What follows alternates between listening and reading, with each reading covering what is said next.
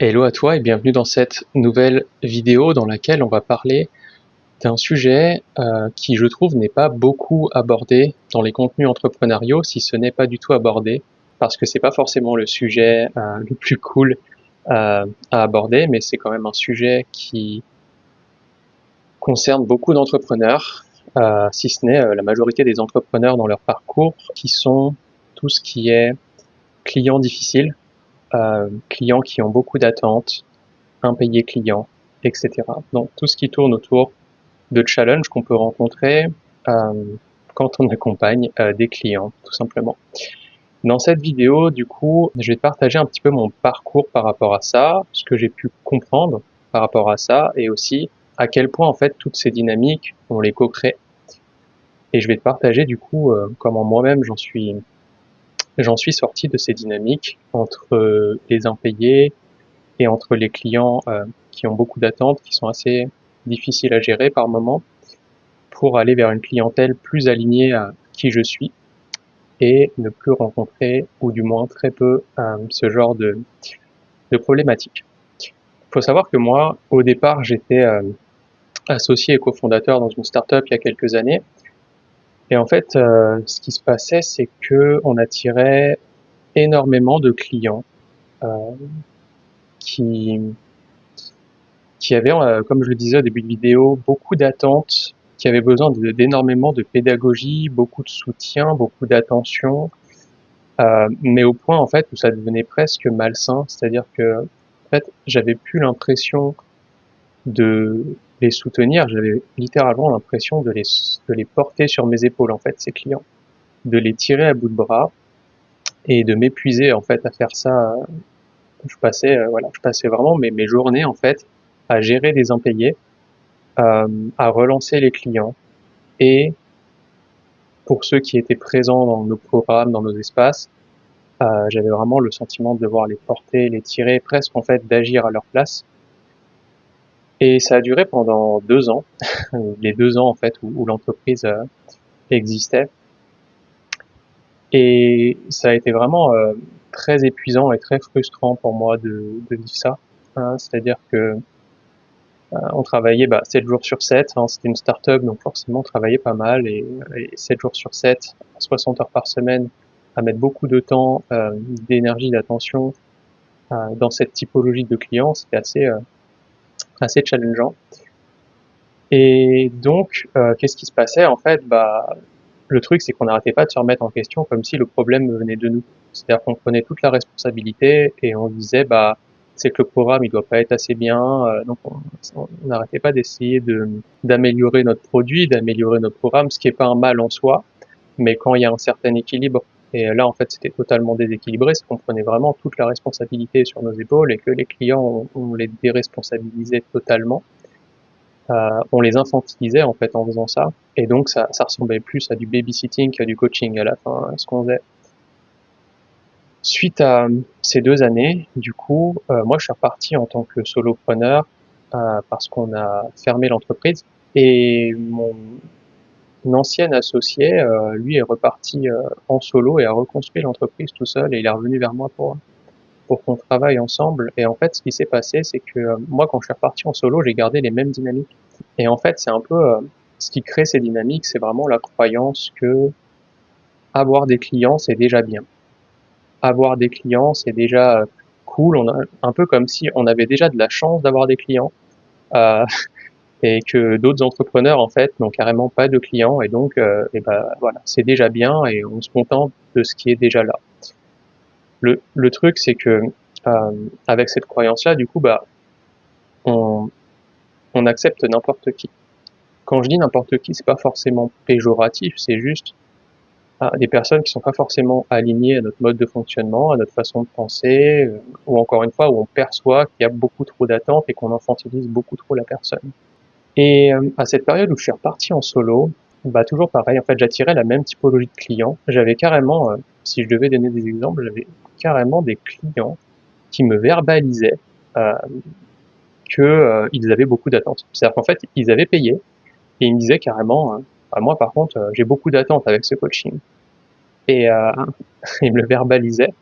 sous couvert qu'ils avaient payé, en fait, ils pensaient limite, enfin, que j'allais passer à l'action à leur place, quoi.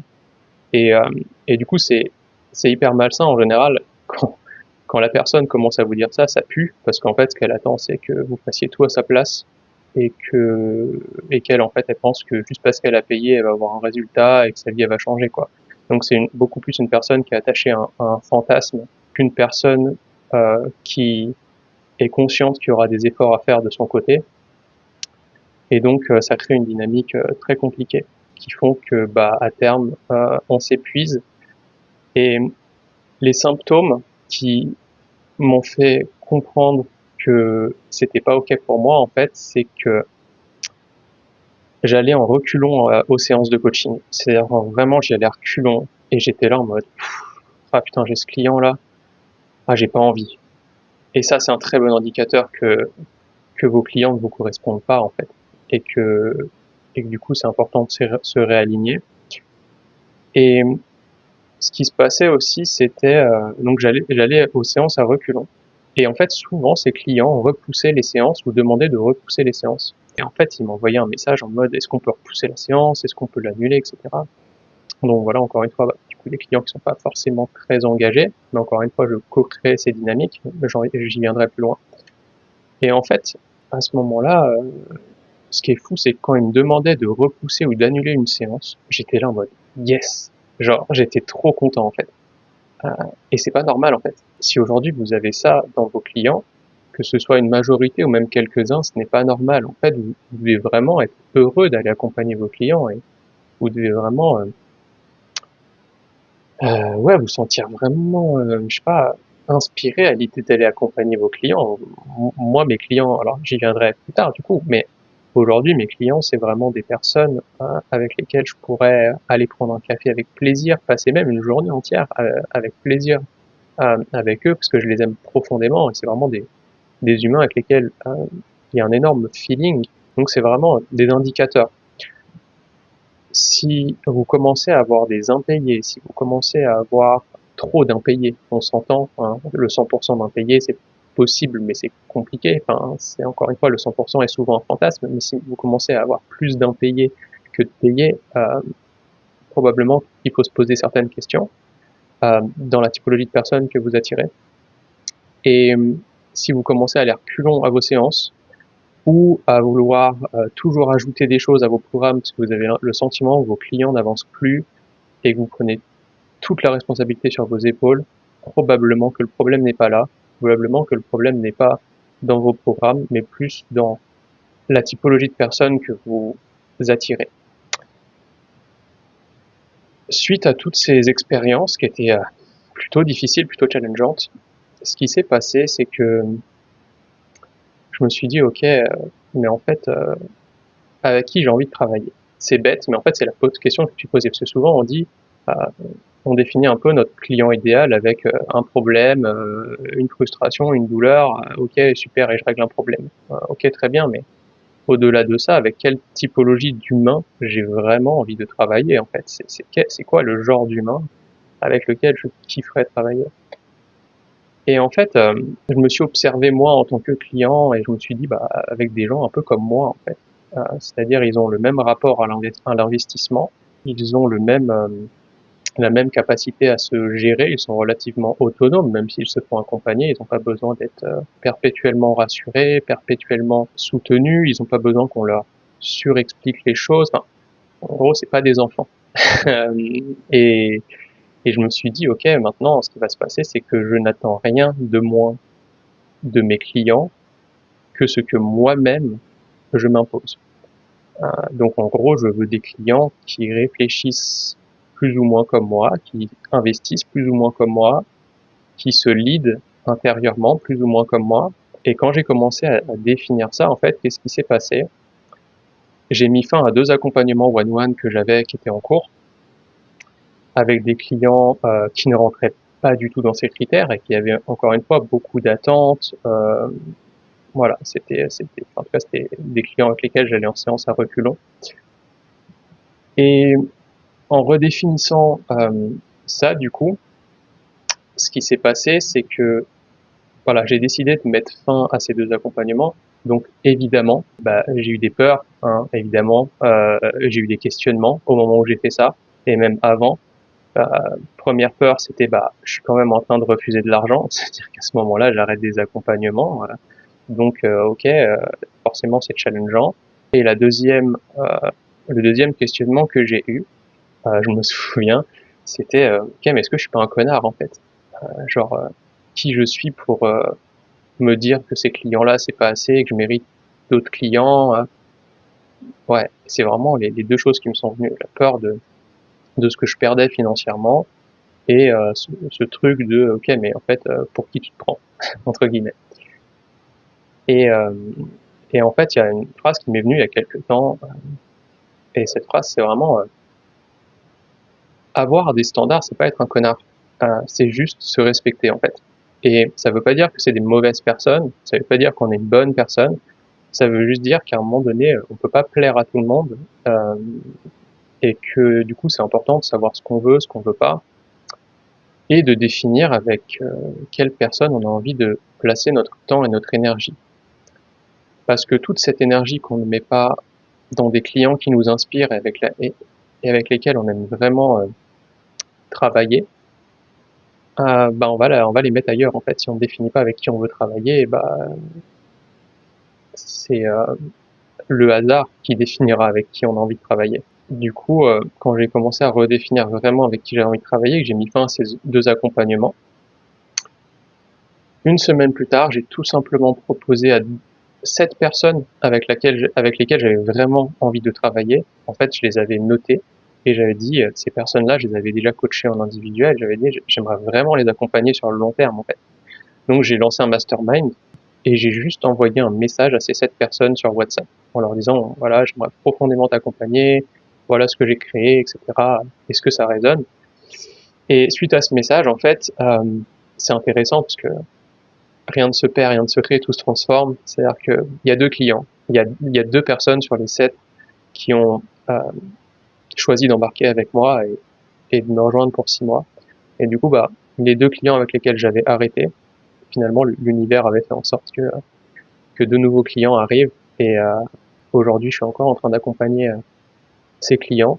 Et du coup, si aujourd'hui, tout ce que je te partage résonne, potentiellement qu'en fait, t'as pas besoin de créer plus de choses dans tes programmes, t'as pas besoin d'ajouter des choses. Le problème en fait vient pas que de toi, c'est beaucoup plus une question de qui t'as vraiment envie d'attirer et en fait à quel point tu arrives à assumer ça sans te dire que t'es un connard, sans écouter peut-être la peur de d'être challengé financièrement à ce moment-là forcément, parce qu'en fait forcément quand on recalibre avec qui on a envie de travailler, il y a un temps en fait dans ce recalibrage qui est normal et donc forcément ça demande de lâcher quelque chose, donc lâcher peut-être une typologie de personnes auxquelles on parlait ou qu'on attirait ou qu'on avait dans nos espaces pour nous autoriser à aller vers un autre type de personnes.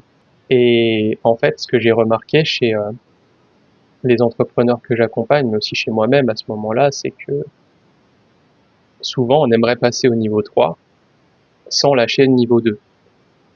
En gros, on aimerait passer à la nouvelle identité qu'on a envie d'incarner et la nouvelle typologie de clients qu'on a envie d'avoir, sans lâcher l'ancienne, parce qu'en fait, ça nous fait peur de lâcher l'ancienne, puisque en fait, aller vers la nouvelle nous force à lâcher notre zone du connu actuel et notre confort actuel pour aller vers quelque chose d'inconnu et duquel on ne connaît pas les résultats.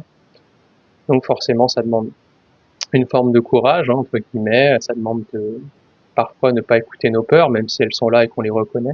Ce que j'aimerais que tu retiennes de cette vidéo, c'est qu'en fait, ces dynamiques-là, alors, j'aimerais dire que t'en es à 50% responsable. Et en fait, la bonne nouvelle, alors il y a une bonne et une mauvaise nouvelle au fait que tu es responsable de la typologie de personnes que tu attires. La mauvaise nouvelle, c'est que ça fait mal à l'ego. Parce que du coup, ça veut dire que, qu'entre guillemets, c'est ta faute. Si je devais mettre un terme là-dessus. Euh, mais la bonne nouvelle, c'est que du coup, tu as du pouvoir. Tu as le pouvoir de choisir qui tu as envie d'attirer. Et Ouais, et donc de redéfinir qui tu as envie d'attirer, de choisir et d'assumer qui tu as envie d'attirer, sans avoir à essayer de changer l'extérieur ou de convaincre des personnes de changer.